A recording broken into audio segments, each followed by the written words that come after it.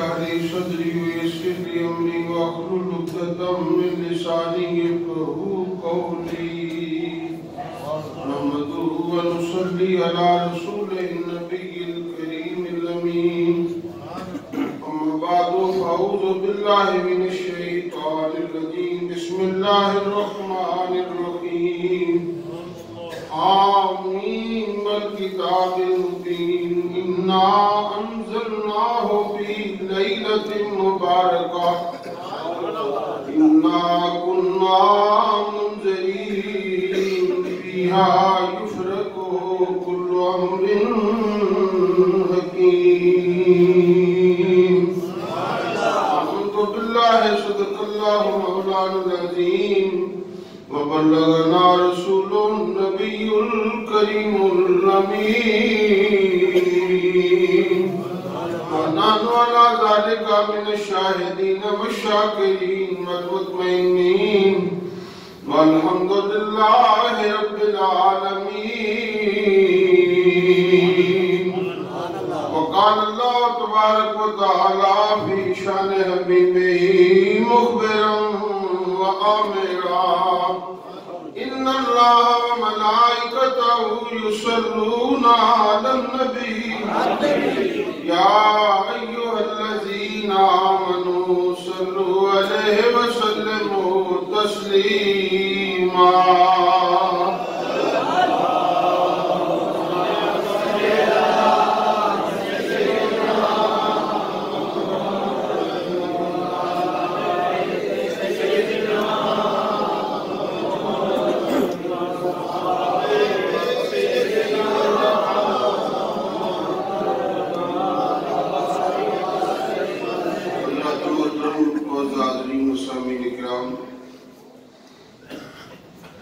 سورہ دخان پہلی چند آیات دعوت کرنے کا شرف حاصل کیا گیا ہے. اس کا لفظی ترجمہ یہ ہے حامیم اللہ و رسولہ عالم خدا جانے یا مصطفیٰ جانے والکتاب المبین قسم ہے روشن کتاب کی اِنَّا أَنزَلْنَاهُ فِي لَيْلَةٍ مُبَارَكَةٍ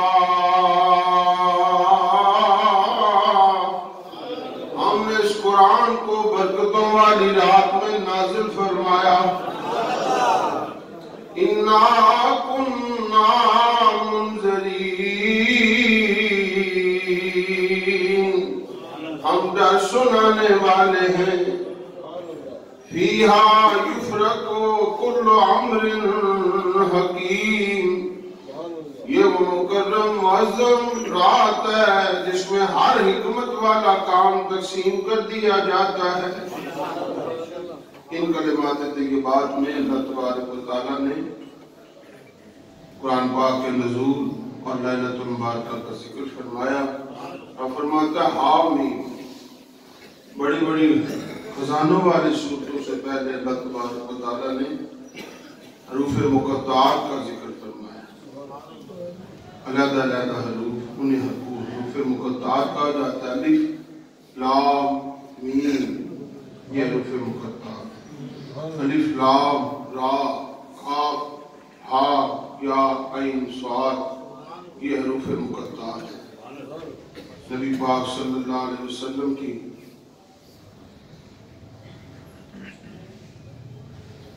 شان عظمت اور شان مبارک یہ ہے کہ رب کائنات نے اپنے حبیب علیہ السلام سے جب راز و نیاز کی گفتگو کرنی ہوتی ہے تو ان لفظوں میں یہ وحی لانے والا فرشتہ ملک الوحی جبریل کو بھی اس معنی کا خبر نہیں کہ اس کا معنی کیا ہے خدا جانے یا مصطفیٰ جانے. جبریل تیرا کام ہے آیتیں سورتیں لے کر میرے معبود کی بارگاہ میں پہنچ جانا اور اس میں ہے کیا یا خدا جانے یا مصطفیٰ جانے. حامیم حروف مقطعات اور بڑے سے بڑے مفسرین پیدا ہوئے لیکن کوئی بھی حروف مقطعات کا ترجمہ نہیں کر سکا. حروف مقطعات کا معنی کیا ہے خدا جانے یا مصطفیٰ. والکتاب المبین، قسم ہے روشن کتاب کی۔ رب تعالیٰ نے اس کی قسم کو یاد فرمایا، روشن کتاب، اتنی عظیم کتاب، اتنی مبارک کتاب۔ رب فرماتا ہے قسم ہے مجھے۔ باقی کتابیں اندھیری کتابیں ہیں، قرآن روشن کتاب، ایسی روشن کتاب ہے جو قبر میں بھی روشنی کرے، قبر میں رمضان بھی روشنی کرے گا۔ رمضان بھی نور ہے، شعبان بھی نور ہے، اس کی شب برات بھی نور ہے، اور قرآن بھی نور ہے۔ جو جو نیکی کرتا جائے گا یہ نور اکٹھے ہوتے ہیں، یہ قبر میں نور سارے، اور فرشتے جب سوال پوچھنے کے لیے آئیں گے تو یہ نور کہیں گے اسے مت ستاؤ، جو پوچھ رہے ہیں ان سے۔ میں پڑھا ہوا قرآن ہوں، میں ان کا ادب کیا ہوا رمضان ہوں، یہ نور ہے، قرآن بھی نور ہے، رمضان بھی نور ہے۔ تو ماننا پڑے گا جب قرآن اور رمضان نور ہے تو نور مصطفیٰ اس کا بھی وجود ہے، بلکہ ان دونوں کا بھی نور ہے تو حضور کے نور کے صدقے۔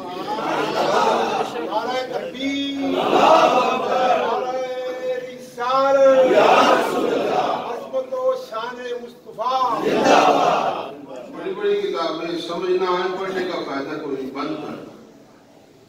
تھیوری کی کتاب سمجھنا آئے، بند کر۔ بایولوجی کی کتاب سمجھنا آئے، بند کر دو۔ جغرافیہ کی کتاب سمجھنا آئے، بند کر۔ قرآن سمجھ نہ بھی آئے، ثواب پھر بھی ہو، انوار پھر بھی نازل ہو، روحانیت پھر بھی مل رہی ہے۔ کوئی لفظوں کی زیارت کر رہا ہے پھر بھی ثواب ہو رہا ہے، لفظوں کی صرف زیارت کر رہا ہے ثواب پھر بھی ہو رہا ہے۔ یہ قرآن کا اعجاز ہے، قرآن کا معجزہ ہے۔ قرآن اتنی روشن کتاب ہے جو کھولتا ہے انوار و تجلیات کی رحمتیں نازل ہونا شروع۔ جس نے قرآن نہیں پڑھا آج سے قرآن کھولنا شروع کر دے اور وضو کر کے لفظوں کی زیارت شروع کر دے۔ دیکھو رب کی کتنی رحمت ہے۔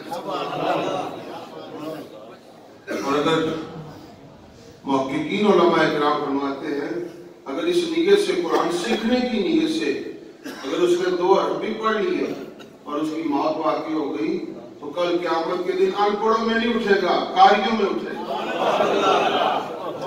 یہ قرآن کا اعجاز ہے، اور قرآن ایسی روشن کتاب ہے صرف دنیا میں کام نہیں آتی، قبر میں بھی کام آتی، حشر میں بھی کام آتی۔ قرآن بخشوائے گا، رمضان کا مہینہ بخشوائے گا، بیت اللہ شریف بخشوائے گا، اور یہ سارے اعمال صالحہ بخشوائیں گے۔ لیکن اتنا گناہگار، اتنا سیاہکار جسے کوئی نہ بخشوا سکے، سب منہ موڑ لیں۔ حضور فرماتے ہیں شفاعت لأہل الکبائر من امتی، اور جس سے سب منہ موڑ لیں پریشان ہونے کی ضرورت نہیں، میں جو غداری نہ کرے، ناموس رسالت میں، ختم نبوت میں غداری نہ کرے، گناہوں میں لترا ہوا ہو اور محبوب علیہ السلام کا دامن سے وابستہ ہو، پھر دیکھو رب کی رحمتیں کتنی اس پر حضور مانگتے جائیں گے، رب عطا فرماتا ہے۔ والکتاب المبین، قسم ہے روشن کتاب، روشن ہے۔ اور کتاب کس رات میں نازل ہوئی؟ قرآن نے ہر چیز کا جواب دیا ہے، قرآن نے ہر شے کا جواب دیا ہے۔ قرآن کے سوال قرآن سے پوچھو، قرآن جواب دیتا ہے۔ کتاب کیسی ہے؟ روشن ہے۔ کس رات میں نازل ہوئی؟ اللہ تعالیٰ نے ارشاد فرمایا اِنَّا أَنزَلْنَاهُ فِي لَيْلَةٍ مُبَارَكَةٍ، ہم نے اس قرآن کو برکتوں والی رات میں نازل فرمایا، رات برکتوں والی۔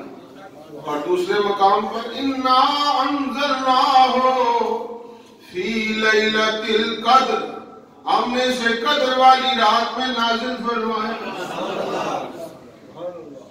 قدر والی رات، برکتوں والی رات۔ نزول کس چیز کا؟ سارے بولو۔ جب قرآن آئے تو قدر والی رات ہے، برکتوں والی رات ہے، تو خدا را مجھے بتاؤ جب صاحب قرآن آئے تب بھی رات برکتوں والی ہے کہ نہیں؟ تب بھی اس کی قدر کرنی چاہیے کہ نہیں؟ حضوری نہ آتے تو قرآن کیسے اور برکتوں والی رات کیسے ملتی، قدر والی رات کیسے ملتی؟ یہ سب صدقہ ہے مصطفیٰ کے آنے کا۔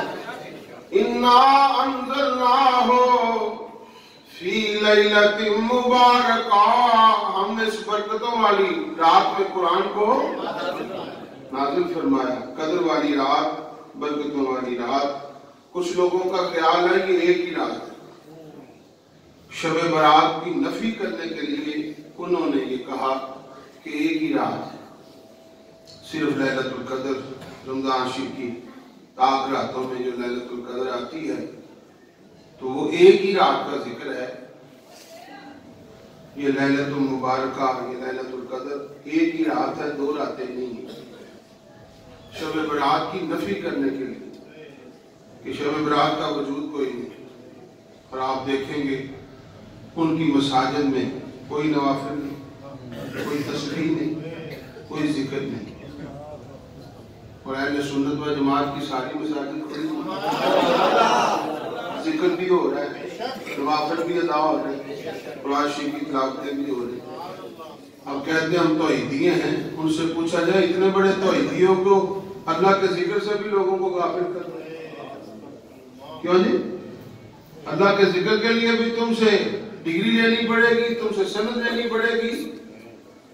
کہتے ہیں یہ ایک ہی رات ہے، اصل میں ان کا علم مخدوش ہے۔ بیوقوف قسم کے لوگوں، تم کہتے ہو ایک ہی رات ہے، تو مفسرین کرام فرماتے ہیں یہ دو علیحدہ راتیں ہیں۔ ایک لیلۃ القدر جس میں قرآن نازل ہوا، جس میں جناب جبریل حضور نبی کریم صلی اللہ علیہ وسلم کی بارگاہ میں حاضر ہوئے اور آیت اقرا لے کر پیش ہوئے۔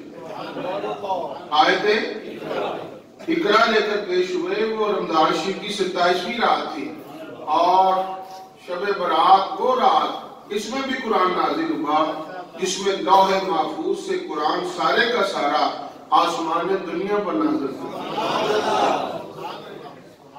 یہ تطبیق فرمائی ہے مفسرین کرام نے کہ لوح محفوظ سے آسمان دنیا پر جب قرآن نازل ہوا تو وہ رات شب برات، شعبان کی 15ویں رات، اور جب شب برات میں قرآن آسمان دنیا پر نازل ہو گیا تو وہاں سے جب قرآن نازل ہوا تو وہ لیلۃ القدر کی 27ویں رات، رمضان کی 27ویں رات، یہ دو علیحدہ راتیں ہیں۔ اور اس بارے میں نبی پاک صلی اللہ علیہ وسلم نے اپنی امت کو خود آگاہ فرمایا، لیلۃ النصف من شعبان یا لیلۃ المبارکہ، یہ وہی لیلۃ المبارکہ ہے۔ وہ برکتوں والی رات کون سی ہے؟ شعبان کے نصف میں جو رات آتی ہے، یعنی 15ویں شعبان کی معظم رات، مکرم رات اور عظیم رات، جس میں رب کائنات خود نزول جلال فرماتا ہے آسمان دنیا پر۔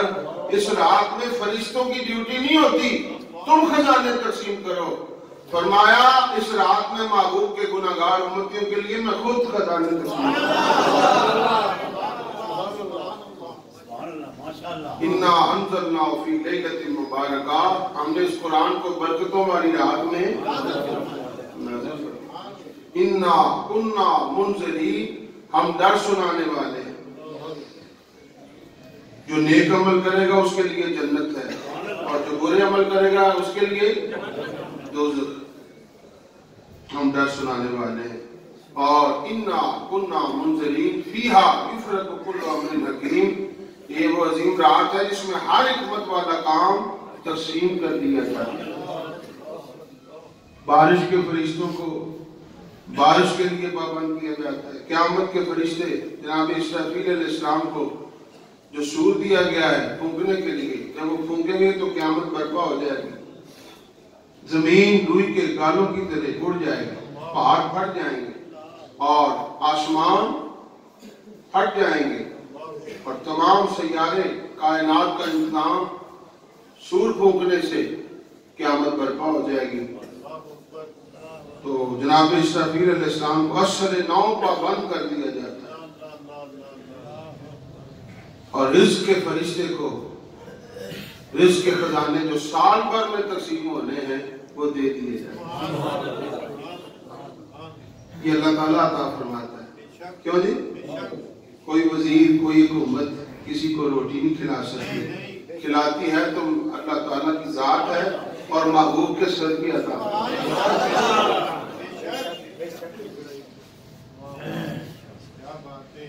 یہ وہ مکرم معظم رات ہے جس میں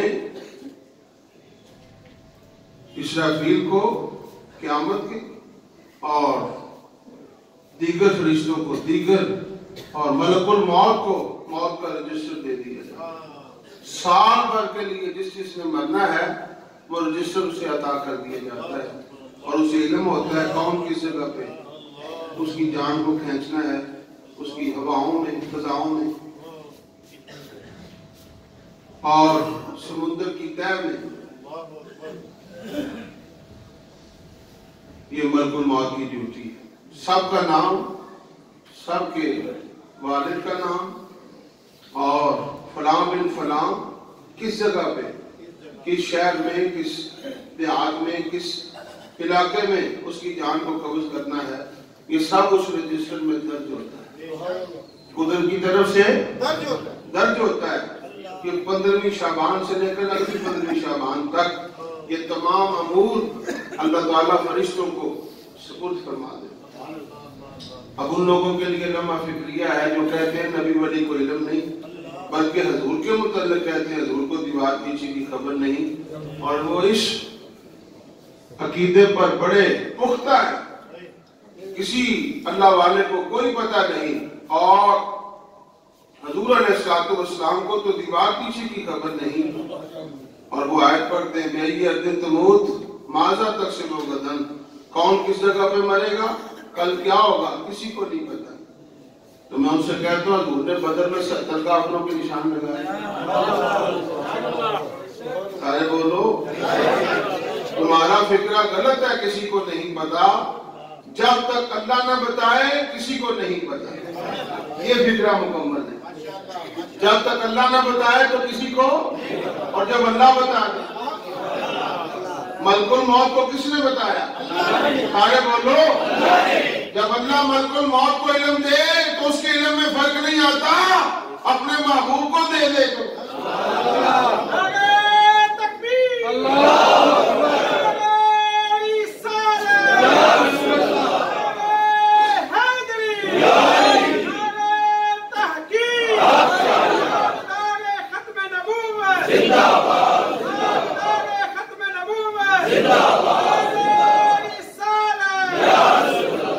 اگر اپنے محبوب کو علم دے دے تو فرق آ جائے.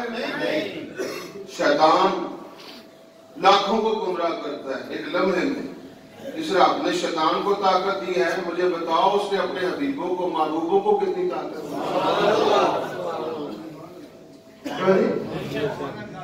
اللہ تعالیٰ نے ارشاد فرمایا عالم الغیب, اللہ عالم الغیب ہے, وَلَا يُظْهِرُ عَلَىٰ غَيْبِهِ أَحَدًا, وہ اپنا غیب کسی پر ظاہر نہیں کرتا, وہ اپنا غیب کسی پر ظاہر ہے.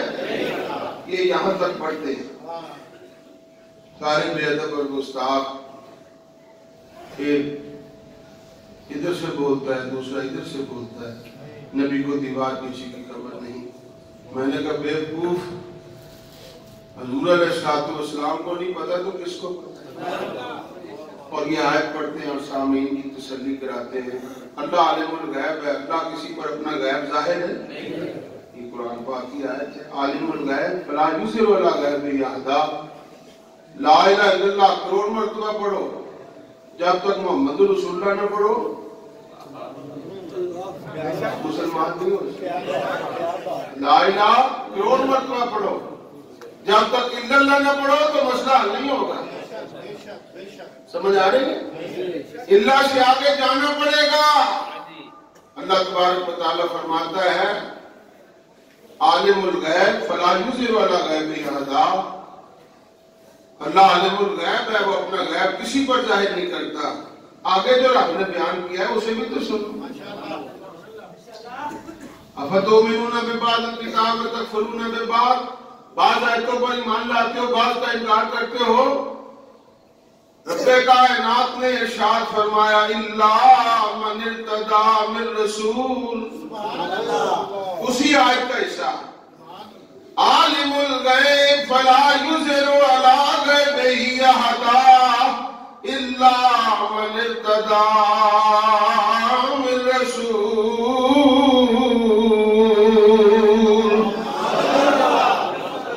یہ نعت مصطفیٰ ہے، کیوں نہیں؟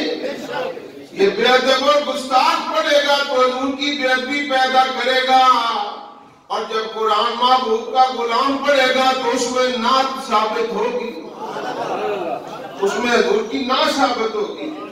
عالم الغیب، اللہ عالم الغیب ہے، وہ اپنا غیب کسی پر ظاہر نہیں کرتا، کسی ساجے ماجے گامے پر ظاہر نہیں کرتا۔ الا من ارتضی من رسول، لیکن رسولوں میں جس سے راضی ہو جائے۔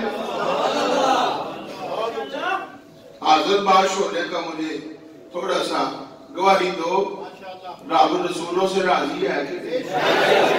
آپ آگے بتاؤ، اللہ رسولوں سے راضی ہے کہ نہیں؟ تو سب سے زیادہ رسولوں میں سے کس سے راضی ہے؟ مسئلہ سمجھ آ رہا ہے؟ اللہ رسولوں میں سب سے زیادہ اپنے محبوب سے راضی ہے، ماننا پڑے گا۔ رب نے سب سے زیادہ علم غیب کے خزانے بھی اپنے حبیبی کو عطا فرمایا۔ الا من ارتضی من رسول، یہ ایک آیت، بے شمار آیتیں ہیں۔ رب فرماتا ہے وما ہوا علی الغیب بدنین، میرا حبیب غیب بتانے میں کنجوسی نہیں کرتا، بخل نہیں کرتا، میرا محبوب غیب بتانے میں بخل ہے۔ وَعَلَّمَكَ مَا لَمْ تَكُنْ تَعْلَمُ وَكَانَ فَضْلُ اللَّهِ عَلَيْكَ عَظِيمًا، محبوب ہم نے وہ سب کچھ آپ کو سکھا دیا جو آپ نہیں جانتے تھے، جو آپ سکھانے والا خدا ہو اور سیکھنے والے مصطفیٰ ہو۔ رب نے کچھ چھپایا ہوگا یا سب کچھ بتایا ہوگا؟ کیوں نہیں؟ یہ محبوب کے علم پر قدغن لگانے کی کوشش کرتے ہیں۔ بیوقوفو، تم محبوب کا علم توڑنا چاہتے ہو، ذرا رب سے تو پوچھو۔ ہم نے سب کچھ محبوب کے سامنے عیاں کر دیا، اور ما کان و ما یکون کا علم اپنے محبوب کو عطا ہوا۔ اس کا فائدہ کیا ہے کہ ملک الموت کو 1 سال کا پتہ ہے اور 1 محکمے کا پتہ ہے، اور میری سرکار کو سارے محکموں کا پتہ ہے اور قیامت تک کا پتہ ہے۔ ملک الموت کو 1 سال کا اور 1 محکمے کا، اور حضور علیہ السلام کو سارے محکموں کا اور قیامت تک کا ہے۔ حضور کو قیامت تک کا پتہ ہے، قیامت تک کا علم ہے۔ حضور نے بتایا نہیں قرب قیامت میں عیسیٰ علیہ السلام کا نزول ہوگا، عیسیٰ علیہ السلام تشریف لائیں گے، نزول ہوگا، دجال کا خروج ہوگا، امام مہدی کا ظہور ہوگا۔ یہ کسی اور نے خبریں نہیں دی، میری سرکار نے خبریں ارشاد کی۔ قیامت کے بارے میں حضور علیہ السلام نے اپنی امت کو آگاہ فرمایا۔ یہ قیامت تک کا علم جو رب نے محبوب کو عطا فرمایا ہے، اس کا اظہار ہو رہا ہے۔ رب کائنات نے اپنے حبیب علیہ السلام کو علم غیب کے خزانے عطا فرمائے۔ علم غیب کے سارے بولو، ملک الموت کو 1 سال کا اور 1 محکمے کا، اور میری سرکار کو سارے محکموں کا اور قیامت تک۔ یہ علم غیب ہے کہ نبی کریم نے خبریں وہ دی کہ جن کی کسی کو خبر نہیں۔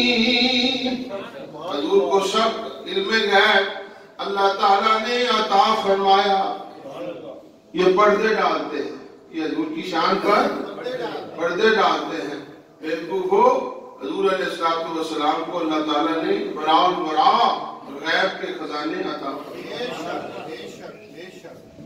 نبی پاک صلی اللہ علیہ وسلم نے بتایا امام مہدی کا ظہور ہوگا، شہزادے ہوں گے حضور کے، اور دجال کا خروج ہوگا، عیسیٰ علیہ السلام کا نزول ہوگا۔ حضور علیہ السلام فرماتے کیف انتم اذا نزل عیسی ابن مریم فیکم وامامکم منکم، اس وقت تمہارا کیا حال ہوگا جب عیسیٰ بیٹا مریم علیہ السلام کا تم میں نازل ہوگا اور امام تم میں سے ہوگا، امام تم میں سے ہوگا۔ عیسیٰ علیہ السلام جب قرب قیامت میں تشریف لائیں گے تو نماز کا وقت ہو چکا ہوگا، اذان ہو چکی ہوگی اور نماز کا وقت صفیں نمازی باندھنے ہوں گے، اور جامع مسجد دمشق کی شرقی مینارے پر عیسیٰ علیہ السلام کا نزول۔ جب حضور صحابہ کرام میں بیان کر رہے ہیں تو ابھی یہ مینارہ نہیں بنا، مینارہ تو جناب حضرت امیر معاویہ نے بنایا، ملک شام میں دمشق میں یہ مینار تو حضرت امیر معاویہ رضی اللہ تعالیٰ نے بنایا۔ کسی کو نظر نہیں آ رہا، حضور دیکھ رہے ہیں، حضور فرمایا مینارے پر نازل ہوں گے، اور کیا ہوگا عیسیٰ ابن مریم جب تم میں نازل ہوں گے؟ نبی اپنے انداز سے، اطوار سے، کردار سے پہچانا جاتا ہے وہ نبی ہے۔ عیسیٰ علیہ السلام جب تشریف لائیں گے تو قوم کے لیے حضور آپ نماز پڑھائے، عیسیٰ علیہ السلام فرمائیں گے اور میں تمہیں نماز پڑھانے نہیں آیا، میں تو حضور کے غلاموں کے پیچھے نمازیں پڑھنے آیا۔ اور یہ قادیانی مرزا غلام قادیانی بڑا بے ایمان، بڑا دیوس، بڑا وقار، بڑا جہنمی، بڑا قذاب، بہت بڑا دجال۔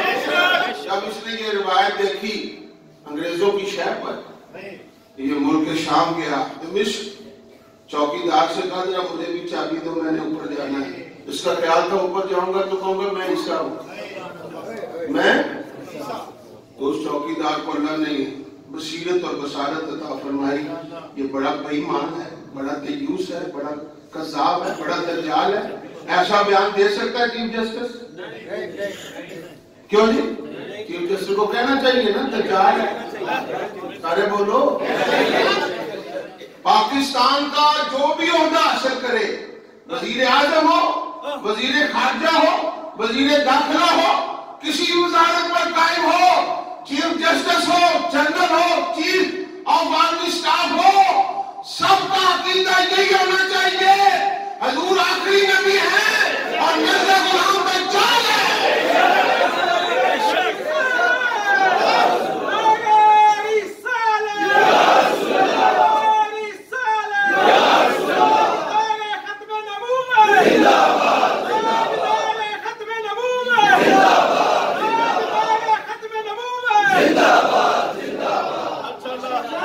غلام قادیانی سارے بولو کون ہے؟ فریبی ہے، مکار ہے، قذاب ہے، جہنمی ہے، اور جو اس کو مانے وہ بھی جہنمی ہے، وہ بھی قذاب ہے، وہ بھی دیوس ہے، وہ بھی بڑا بے ایمان ہے۔ حضور علیہ السلام فرماتے ہیں انا ختم النبیین، اللہ نے مجھ پر نبوت کو ختم کر دیا۔ مسجد اقصی میں نماز پڑھانے کا مطلب یہ نہیں تھا کہ حضور رحمت اللہ علیہ ہے، حضور رحمت اللہ علیہ تو ہے، نماز پڑھانے کا مقصد یہ تھا کہ حضور خاتم النبیین۔ کیوں جی؟ سمجھ آ رہی ہے؟ چند کتابڑیاں کسی حضور کے غلام سے بھی پڑھو، پتہ لگ جائے عظمت مصطفیٰ کی۔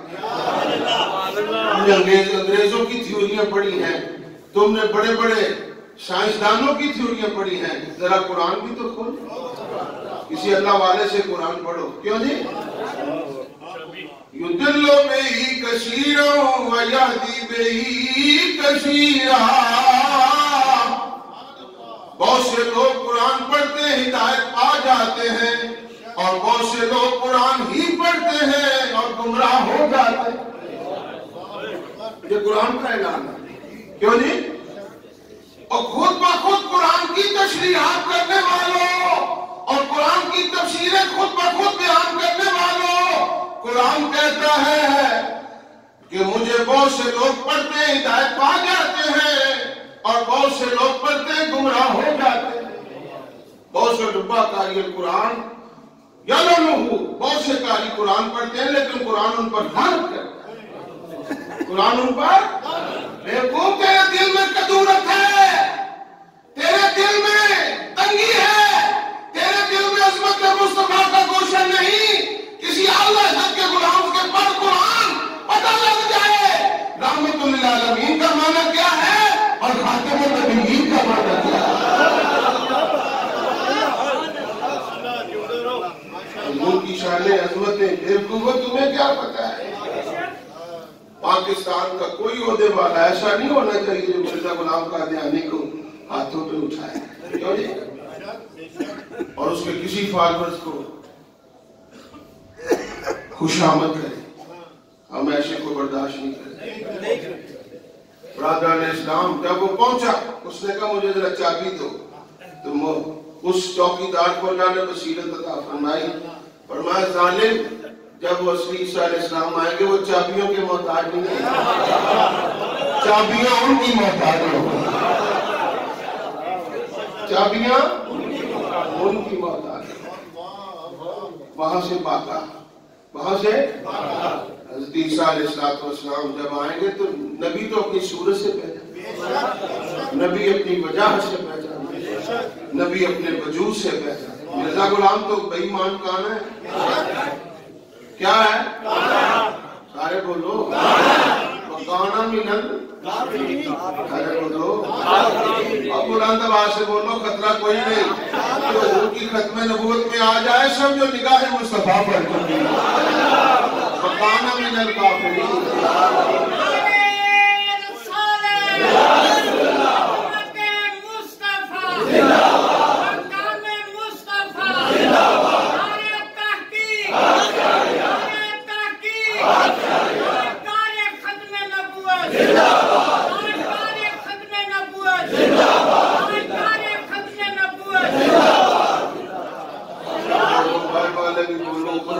سب پتہ لگ جائے جن کے غلام جمع پڑھنے کے لیے.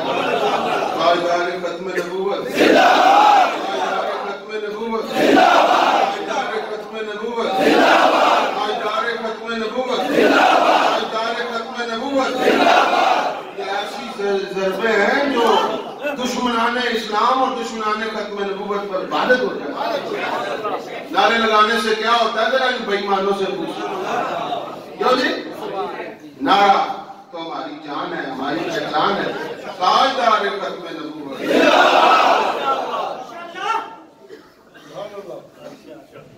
جو حضور کی ختم نبوت کا سودا کرے. نورانی صاحب کے پاس یہ سارے آئے, انہوں نے کہا مرزا ناصر اور طاہر یہ سارے بے ایمان. پہنچے نورانی صاحب کے پاس, 1 کروڑ روپے لے لو, یہ اپنی قرارداد واپس لے لی جائے. نورانی صاحب نے کہا تم نے آنے میں دیر کر دی, میرا سودا ہو چکا ہے. اس سے بھی زیادہ کسی نے پیسے دیے. آپ بیوقوف ہو, میرا سودا تو دربار مصطفیٰ میں. کیوں جی؟ میر علی شاہ صاحب, میر جماعت علی شاہ, امام محمد رضا خان سے لے کر امام اعظم تک اور امام اعظم سے لے کر صدیق اکبر تک جدھر بھی دیکھو گے غلام مصطفیٰ وہی ہے جس نے تاجدار ختم نبوت کا نعرہ لگایا. سرکار دو عالم صلی اللہ علیہ وسلم کی شان و عظمت اور رفعت اور بلندیاں برا البراء ہے. حضور نبی کریم صلی اللہ علیہ وسلم کی عظمتیں جس میں امتیوں تمہیں نہیں پتا, ذرا نبیوں سے پوچھا. عیسیٰ علیہ السلام نے وہ پتھر دیکھا اور رب کی بارگاہ میں اس کی اللہ تیری شانوں کی قربان جائے, تو پتھروں کو حسن دے دے. ہمیں اسے بھی بڑا قدرت کا نظارہ نہ دکھائیں. جبین نیاز جھک گئی, پتھر 2 حصوں میں تقسیم ہوا. اندر بیٹھا ہوا اللہ کا بندہ ذکر الہی کر رہا ہے, اللہ کر رہا ہے, ذکر الہی میں مصروف ہے. پاس کی انگوروں کا گوشہ ہے, قریب سے پانی کا چشمہ بہ رہا ہے. بھوک لگتی تو انگور کھا لیتا ہے اور پیاس لگتی تو چشمے پانی سے سیراب ہو جاتا ہے. کہتے ہیں ہمیں تو قبر ہی نظر آتی ہے، مر کے مٹی ہو گئے، ختم ہو گئے، یہ ان کی مبلغ علم ہے۔ میں نے کہا بیوقوف ہو، جب عیسیٰ علیہ السلام کے امتی میں اس جو غار والا پتھر والے کی شان یہ ہے، تو مجھے بتاؤ حضور کی امتیوں میں داتا صاحب اور غوث اعظم کی قبر کا مقام کیوں جی؟ عقیدہ سنیوں کا ہی کیوں جی؟ عقیدہ اہل سنت و جماعتی کا ٹھیک ہے، باقی سب خاک ہے، ٹھیک نہیں ہے، باقی سب ایکسیڈنٹ، ان کا عقیدہ ایکسیڈنٹ، ڈنٹ پڑے ہوئے ہیں، ان کے عقیدے پر ڈنٹ ہے، اور سنیوں تمہارا عقیدہ صاف اور شفاف سرکار دو عالم صلی اللہ علیہ وسلم کے غلاموں، اللہ نام کہتا ہوں، باقی سب کا عقیدہ غلط ہے، جو کہتے ہیں مر کے مٹی ہو گئے، عقیدہ غلط ہے۔ فرماتا فَلَنُحْيِيَنَّهُ حَيَاةً طَيِّبَةً، مر کے قبر میں پہنچ کر تم کہتے ہو مر کے مردہ ہو گئے، ختم ہو گئے، میں اعلان کرتا ہوں ہم انہیں پاکیزہ زندگی عطا فرماتے ہیں۔ جب ولیوں کی شان یہ ہے تو حضور کا مقام،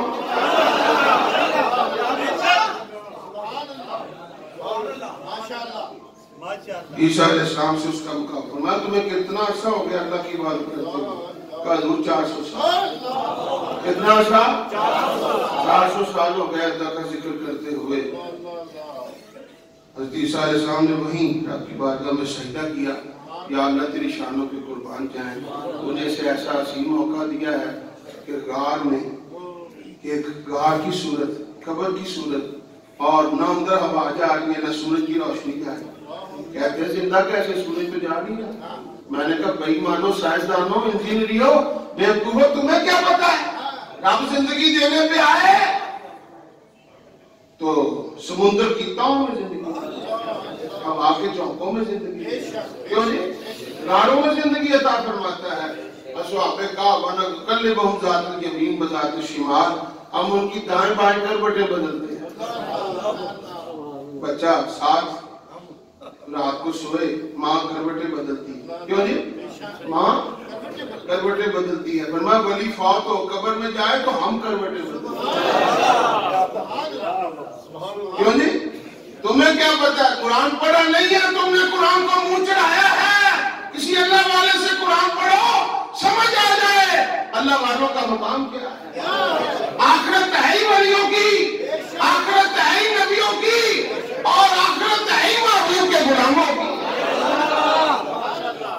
ورنہ آخرت کا کنسپٹ کیا ہے؟ سمجھ آ رہی ہے؟ برادران اسلام، حضرت عیسیٰ علیہ السلام کا اس سے مکالمہ ہوا، کہا مجھے 400 سال ہو گئے۔ عیسیٰ علیہ السلام نے اللہ کی بات، یا اللہ کسی کو شیطان نہیں ملے گا، ایسی بغیر دکھاوے کے ذکر الہی کرنے میں کون مصروف ہوگا اور اس کا ثواب کون حاصل کرے گا؟ فرمایا عیسیٰ علیہ السلام تمہارے بعد میرا محبوب ہے۔ یہ ماننا کہ یہ بڑا عابد زاہد ہے، 400 سال اس نے عبادت کی، یہ کہنا اس سے بھی بڑا کوئی عابد ہو سکتا ہے؟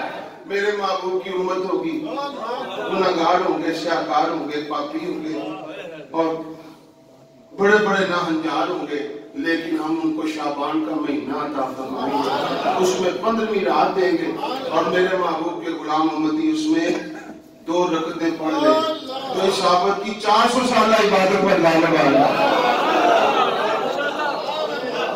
مجھے نسبت کا فائدہ ہے کہ نہیں؟ سارے بولو، 400 سالہ عبادت کہاں، 2 رکعتیں کہاں؟ میں یہاں سے فائدہ اخذ کرتا ہوں، جب غلام کی 2 رکعتیں 400 سال کی عبادت پر غالب ہے تو حضور کی رکعت بلند آواز سے حضور کی 2 رکعتوں کی شان، کیوں جی؟ یہ غلام 15ویں صدی میں اگر 2 رکعتیں شادی میں پڑھ لے گا تو اس 400 سال کی عبادت پر غالب، جب نبی پاک خود پڑھے اور پیچھے پڑھنے والے صدیق اکبر ہو، فاروق اعظم ہو، عثمان غنی ہو، علی المرتضیٰ ہو، تو نماز کا مقام کیا ہوگا؟ میں صرف اشارہ کرنا چاہتا ہوں، عیسیٰ علیہ السلام نے عظمت امت مصطفیٰ کو سنا، کلام الہی سے عظمت امت مصطفیٰ کو سنا، تو رب کی بارگاہ میں سجدہ کیا، یا لیتنی من امت محمد اور ایک آرزو پیش کی، یا اللہ اے کاش میں تیرے محبوب کی امت سے ہوتا۔ میں آپ سے پوچھنا چاہتا ہوں، ان ظالموں کو کیا خبر ہے حضور کی عظمت کیا ہے، شان کیا ہے، مقام کیا ہے، ان کی رفت کیا ہے؟ حضور کی شان پوچھنی ہو تو خلیل اللہ سے پوچھو، صفی اللہ سے پوچھو، کلیم اللہ سے پوچھو، روح اللہ سے پوچھو، یا کلمت اللہ۔ اللہ تعالیٰ میری آپ سب کی حاضری قبول فرمائے اور ہمیں شب برات میں ذکر الہی کا